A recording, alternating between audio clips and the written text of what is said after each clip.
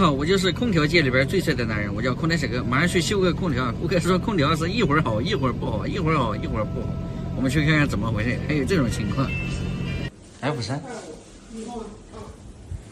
出现故障码 F3，F3，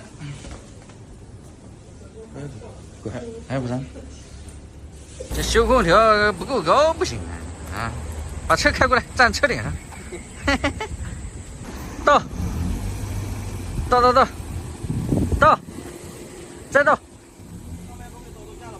啊，不会，到，我给你看着，到，好。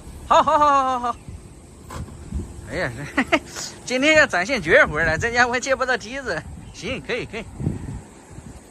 修空调啊，真是没点办法不行。空调界的绝活哥，哎，是吧？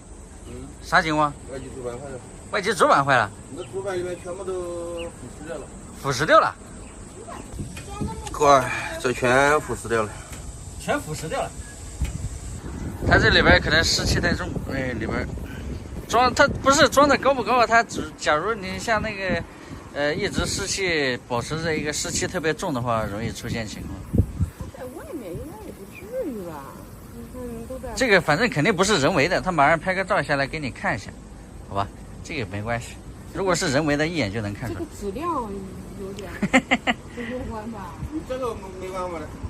但是这个也说句不好听的话，也不是你弄的，也不是我弄的，知道吧？我没说是你弄的，故意弄。你这拍个照下来，然后给他看一下，有没有挽救的余地啊？没有啊。慢点，下来吧，下来。你慢点，别把这个车顶也压个坑啥的。你这把车门关的啊？车门关的。你不能从那边的。好，下，注意点啊！哎呀，这很可惜啊，外机主板腐蚀掉了。具体什么原因呢？其实咱也不好说啊，不是咱弄的，也不是顾客弄的。你说，哎，他这个反正是在大街上腐蚀掉了，这个说谁也不好，反正看看怎么解决吧。这怎么说？这个板子没法修，这个换。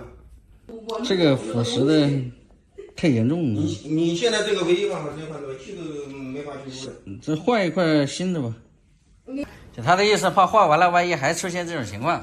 对呀，你这样回头你再换了，我不能老没事换着。对，你肯定是啊，因为这东西我们也不懂。就像我们空调外机似的，我们房上我们在楼上直接扔在楼顶上都没事。梦莹有没有什么好的办法？啊？你不行，上面到时候搞个小板子给他打。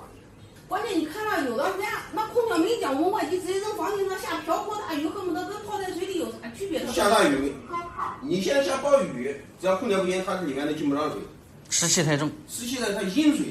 空调我们看好了啊，然后也今天也处理不了，为什么呢？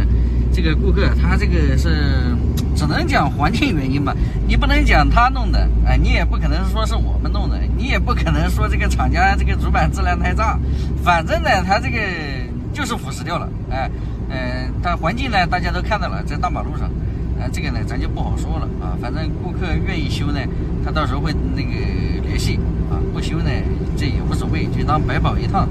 其实说的话，大家也都不容易。看到那美女，确实也不容易啊。行吧，这一期的视频就到这里，喜欢的记得点个关注，我们下期再见。